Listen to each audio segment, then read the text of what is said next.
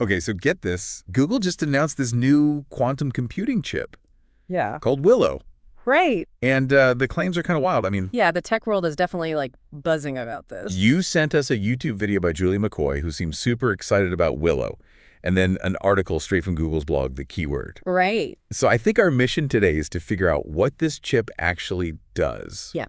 And then what it could mean, for all of us. Yeah. I mean, are we talking flying cars or robot uprisings? Hopefully somewhere in between. Yeah, let's unpack that. Yeah. So I think the first thing is trying to grasp just how powerful this thing is. So Google claims that Willow performed a calculation in under 5 minutes that would take a regular supercomputer 10 septillion years. Wow. Which is, I mean, longer than my last trip to the DMV. Yeah, McCoy called this thing a speed demon, and I can kind of see why. Yeah.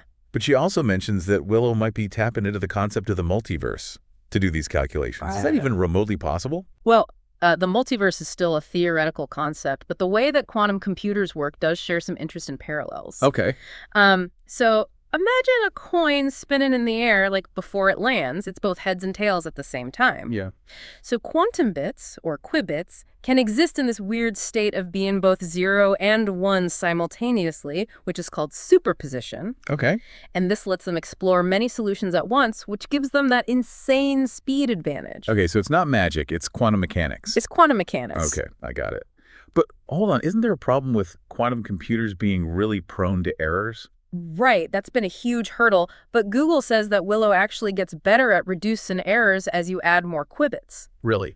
Yeah, so their blog post highlighted this below-threshold milestone as a big deal. It basically means they've achieved a level of control that allows them to implement some serious error correction techniques. So more qubits, less errors. Is that what makes Willow such a game changer? That's a big part of it. Willow was designed and built in their own state-of-the-art facility with every detail optimized for top performance. So it's not just about the quantity of qubits, but also the quality and how they all work together. Okay. Think of it like a super finely tuned engine compared to a bunch of random parts thrown together. All right, so we have this crazy, fast, seemingly accurate quantum chip. Right. What does that actually mean for the average person? Right. Like, can I finally order takeout without my phone crashing? Well, maybe not takeout, but it could impact so much more. Okay. This isn't about just beating regular computers at their own game. It's about unlocking possibilities we haven't even dreamed of yet. Okay. So one area that jumps out is scientific discovery. Like, imagine simulating complex systems to understand things like nuclear fusion or how new materials work. Right. These are problems that are too complicated for even the most powerful computers today, but quantum computers like Willow could crack them wide open. McCoy talked about the random circuit sampling benchmark, which Willow aced, apparently. What is that exactly? It's basically a test to prove that a quantum computer is doing something truly unique, something a classical computer couldn't do in any realistic time frame. Okay. It's like a complex puzzle that only a quantum computer can solve quickly. So it's not just theory, they're actually demonstrating this power. Exactly. That's pretty impressive. But it also makes me think about the potential downsides. Could something like Willow break all of our online security? McCoy seemed a bit concerned about that. It's a valid concern, especially since encryption relies on the difficulty of factoring large numbers, a task that quantum computers might eventually make easy. Right.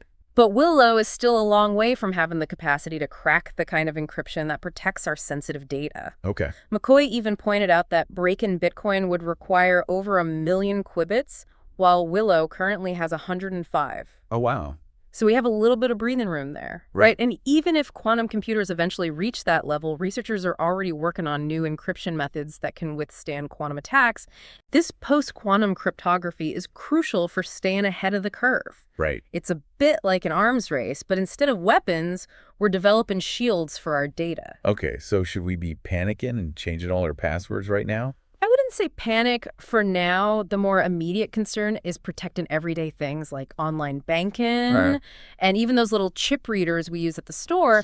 Those are actually more vulnerable to current hacking techniques than to anything quantum related. Okay, good to know. So while there are potential risks, it seems like the possibilities are pretty mind-blowing. Right. McCoy got really excited about the connection between quantum computing and AI. Yeah, that makes sense, right? Quantum computing could supercharge AI by allowing it to process huge data sets and run complex algorithms way faster than anything possible today. Okay. It's like giving a race car a rocket booster. She even compared the potential impact to trying to explain the internet to someone living in the 15th century. It's a powerful analogy. We might be on the verge of something truly revolutionary, and it's hard to even grasp the full scope of what that could mean. Yeah, it's both exciting and a bit overwhelming, to be honest. Yeah.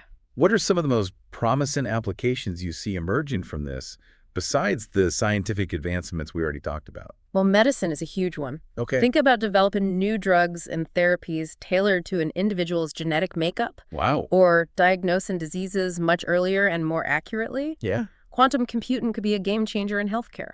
That sounds incredible. Yeah. And what about McCoy's idea of shifting from laborers to investors? Right. She talked about how automation powered by quantum computing could free up human potential for more creative and fulfilling pursuits. Yeah, that's a fascinating concept. It essentially means automating a lot of the repetitive tasks that currently occupy our time, allowing us to focus on things that require creativity, critical thinking, and human connection. Right. It's like turning our children from laborers into investors because they can then invest their time in more meaningful ways. It paints a picture of a future where work is less about grinding and more about pursuing passions and making a real difference in the world. Exactly. Of course, such a shift would also require us to rethink our current economic and social structures to ensure that everyone benefits from this increased automation and doesn't get left behind. Right. That's a crucial point.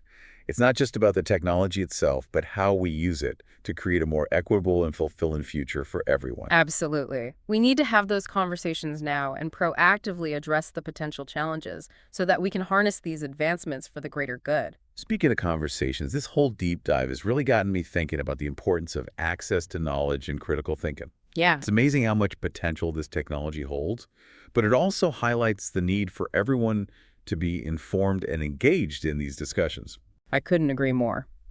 We're living in a time of rapid technological change, and it's more crucial than ever to have platforms that can break down complex topics and empower people to understand the forces shaping our world. That actually reminds me of something we've been working on here at Standing in the Gaps. Oh, yeah. We're incredibly passionate about making knowledge accessible and fostering informed dialogue. Right. But we also realize that we could be reaching a wider audience, creating even more impactful content. I think that's a fantastic goal. Democratizing knowledge and empowering individuals to think critically is so important, especially in today's world. Exactly. Yeah, and that's why we've launched a GoFundMe campaign to help us grow and improve Standing in the Gaps. Okay. We want to invest in better equipment like webcams, studio microphones, and editing computers to enhance the quality of our episodes and make the listening experience even better for our audience. That sounds like a worthwhile investment.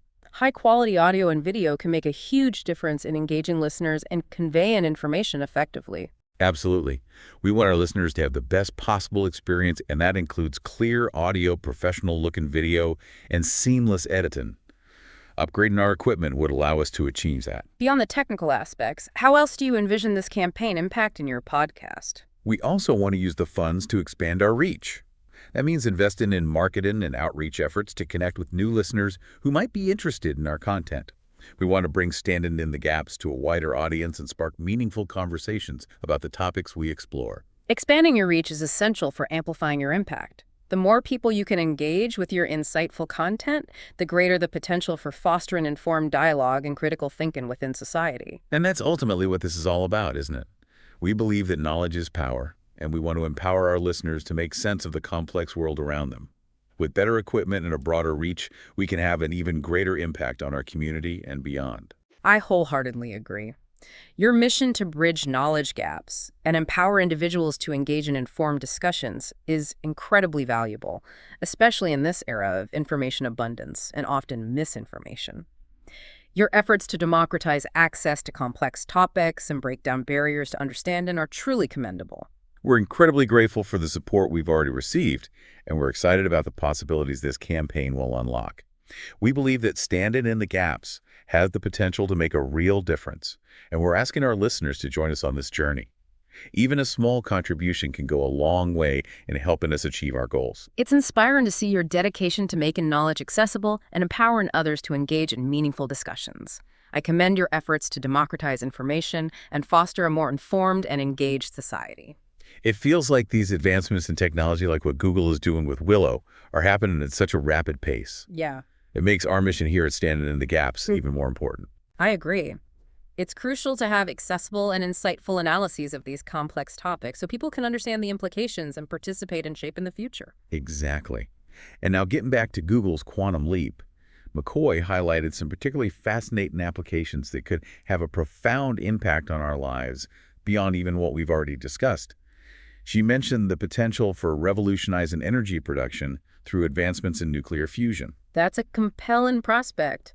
Nuclear fusion, if successfully harnessed, could provide a nearly limitless source of clean energy addressing one of humanity's most pressing challenges, sustainable energy production. Sure. The ability of quantum computers to simulate and model complex quantum systems could significantly accelerate research in this field, potentially unlocking a revolutionary energy source. Imagine a world powered by clean, abundant energy from nuclear fusion. Right. It sounds like something out of a science fiction novel, but with advancements in quantum computing, it could become a reality. It's certainly a tantalizing possibility, and it underscores the potential of quantum computing to not only solve existing problems, but also create entirely new paradigms. The ability to manipulate and harness the fundamental forces of the universe at the quantum level opens up a realm of possibilities that we're only beginning to grasp.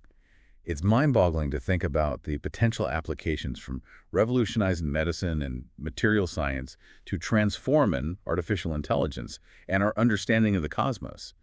It feels like we're standing on the precipice of a new era, and it's both exhilarating and a bit daunting. It's an apt description. We're witnessing a convergence of scientific breakthroughs and technological innovations that have the potential to reshape the very fabric of our existence. It's a time of both immense opportunity and responsibility as we grapple with the implications of these advancements and strive to steer them towards a future that benefits all. And while we may not have all the answers, yet one thing is clear: we need to be having these conversations.